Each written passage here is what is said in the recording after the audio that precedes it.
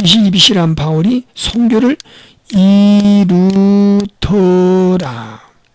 자, 제가 창세기부터 계시록까지 이렇게 암기법을 모두 해놓았습니다. 이렇게 암기를 모두 이렇게 쉽게 하도록 하나님 은혜로 제가 어떻게 하면 평신도들을 쉽게 할까.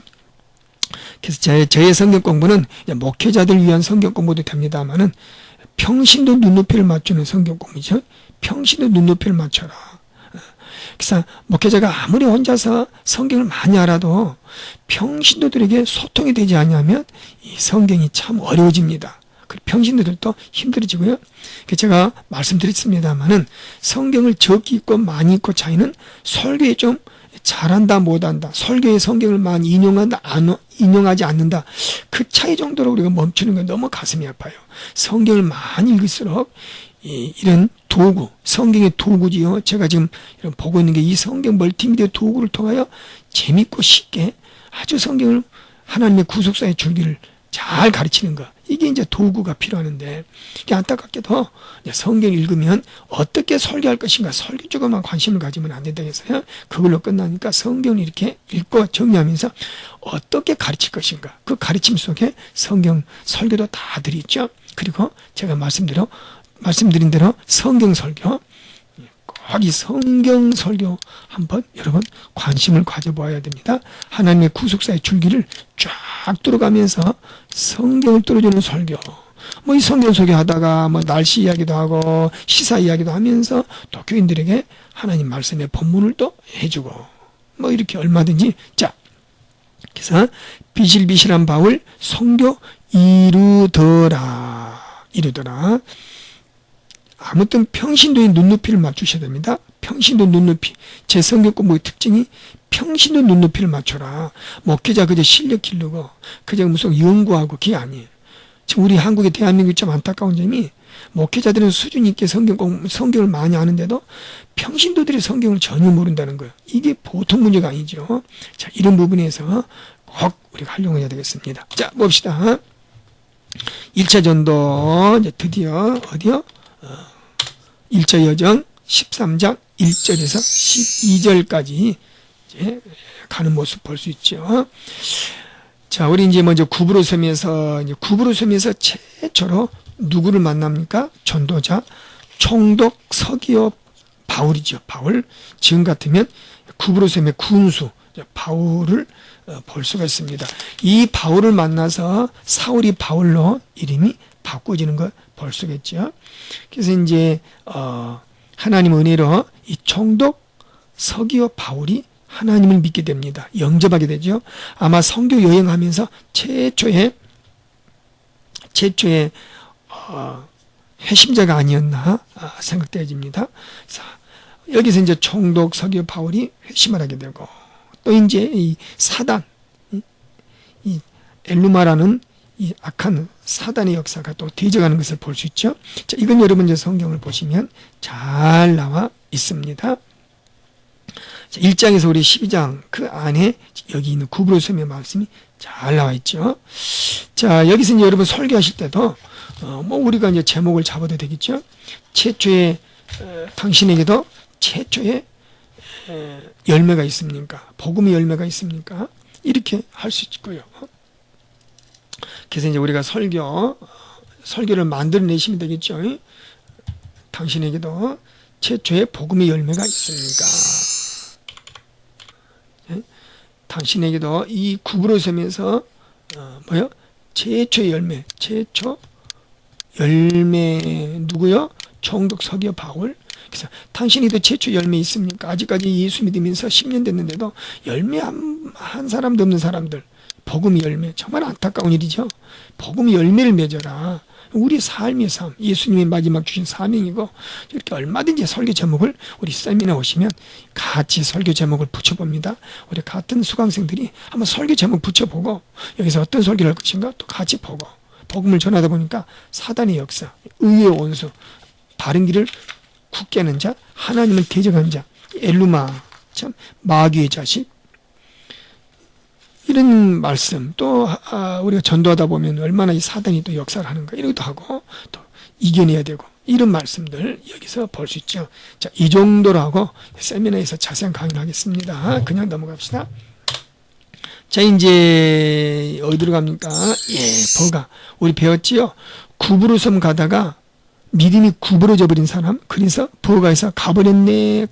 누가 가버려요? 예, 마가 요한이 가버립니다. 마가 요한이. 왜 마가 요한이 가버렸을까? 여러분 영상을 보시면 바울 사실 보면 아나토리아 지방으로 가는 길은 다우로스 산맥을 넘지 않으면 안 됩니다.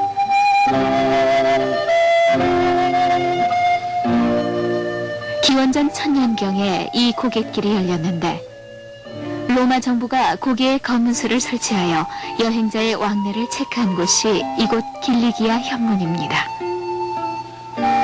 이 험난한 길을 바울은 눈이 녹는 봄을 기다려 걸어갔던 것입니다.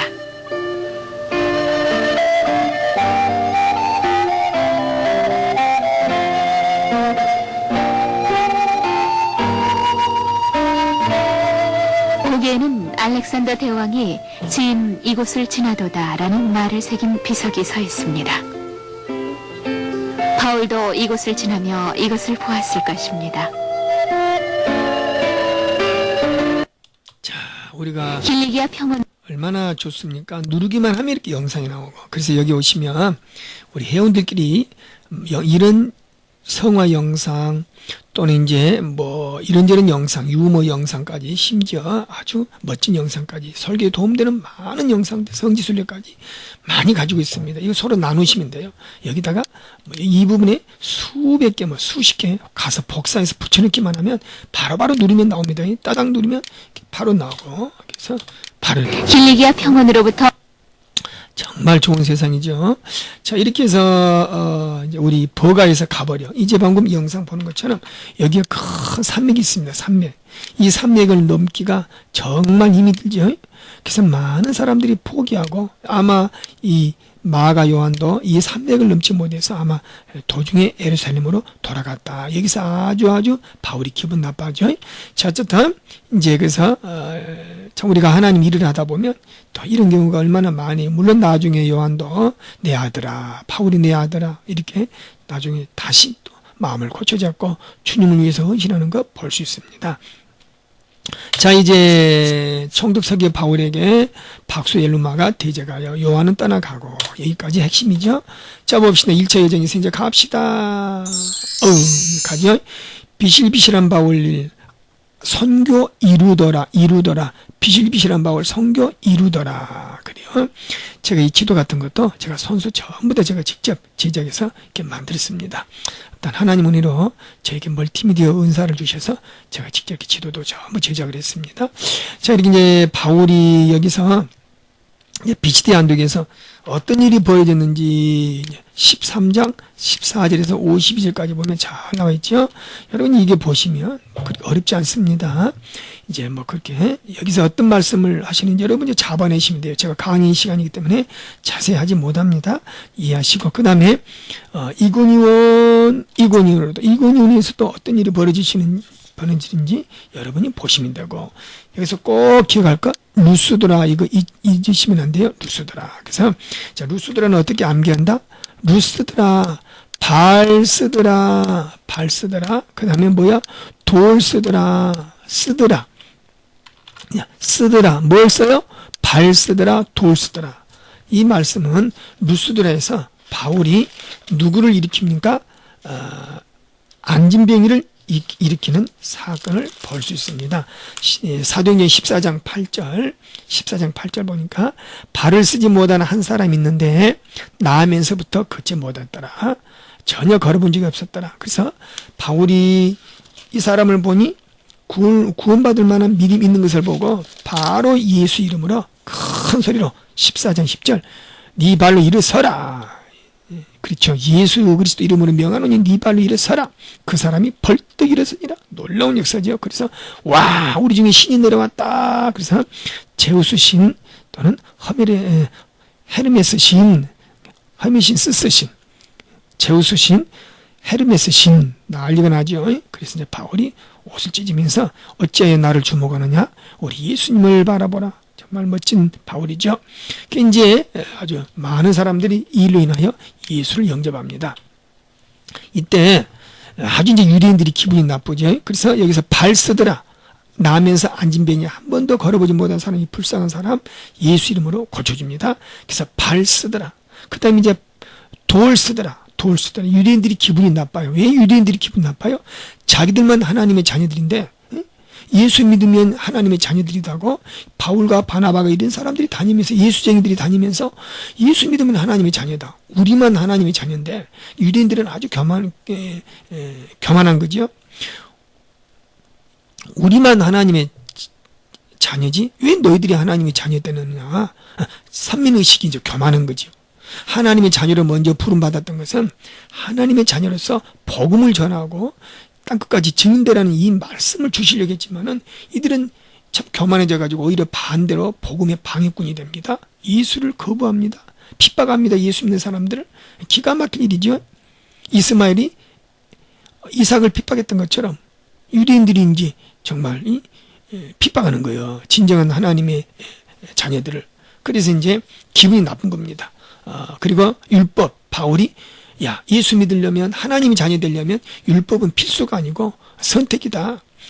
할례를 행하든지 말든지 율법을 지키든지 안 하든지 그건 알아서 해라. 근데 정말 중요한 것은 예수 믿어야 돼. 믿음으로 구원받는다. 그래서 이 율법 중에 율법 10계명 하나님을 믿으면 자동으로 율법은 뭐야? 예수 믿으면 자동으로 지켜지는 것이다. 우리가 여기서 이제 간략하기로 보면 우리 율법 자세한 문제는 로마서나 갈라디아서에서 봐야 되겠습니다만은 율법은 뭐냐? 율법은 하나의 죄를 깨닫기 위한 것인데 우리가 믿음으로 살면 예수 그리스도를 우리 지졌어. 예수를 믿으면 율법은 자동으로 이루어진다. 율법의 대표가 십계명이에요. 여러분 예수 믿으면 십계명 자동으로 이루어집니다. 율법을 열심히 지켜서 믿음 있는 거 아니고 믿음이 있으니까 율법을 지켜지는 거죠. 우리가 사도행전 창세기 15장에서 15장 6절 하나님을 믿으니 의로 여겼더라. 17장에서 할례를 받습니다. 아브라함이. 그래서 15장에 율법이 17장에 할례 율법이 나오고 15장에 아브라함이 이제 믿음 의롭다 받게 되죠. 근데 믿음이 먼저 창세기 15, 17장에서 보면 아브라함인데 아브라함이 17장에 할례를 하죠. 그러니까 하나님을 믿는 먼저 믿음을 가진 다음에 믿음이 있는 사람이 하나님의 말씀대로 사는 가운데 한 가지가 이제 율법이지 율법을 지킴으로 믿음 있는 것이 아니다 이 말이야. 유대인들은 거꾸로 생각하는 거예요. 율법을 지키면서 믿음을 가진다. 그러니까 이게 교만이고 자기 자랑이고 자기 의를 세우는 거죠. 순서가 바꿔지는 겁니다. 믿음 가진 사람, 하나님의 믿음을 가진 사람들이 율법을 지키는 것이 이게 바른 건데, 맞습니다. 예수 믿으면 율법은 자동으로 지켜지는 거예요. 율법이 완성되죠? 왜? 십계명. 다른 신을 내 앞에 두지 말라, 절하지 말라, 안식일 거룩하게 지키라, 도둑질하지 말라. 예수 믿으면 자동으로 율법이 지켜지는 거예요. 율법이 완성돼 예수 안에서. 근데 이제 안타깝게도 유대인들은 잘못 생각한 거죠. 그러니까 율법을 바울이 파괴한다. 율법이 파괴된 율법을 전하면서 하나님의 백성이 되고 하나님의 자녀가 된다.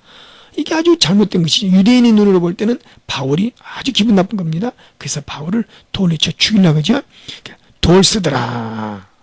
나중에 이제 바울이 여기서 거의 실신합니다. 실신. 그 죽을 뻔하죠. 그래서 다시 그러나 일어나서 더베로 가서 더 복음을 전하는 모습 볼 수가 있습니다. 이 정도로 이제 발 쓰더라. 복음의 능력, 예수의 능력 얼마나 멋집니까? 우리 이 정도로 1차 전도 여행 이제 살펴보고자 합니다. 물론 제가 전할 것은 많이 있지만은 이제 견본 강의이기 때문에 이 정도로. 자, 그러면 여기서 1차 전도 마무리하면서 우리가 설교할 만한 것은 구브로 섬과 루스드라 이 두 군데가 설교할 만하죠. 물론 버가에서도 설교하고 피시대 안디옥 이군이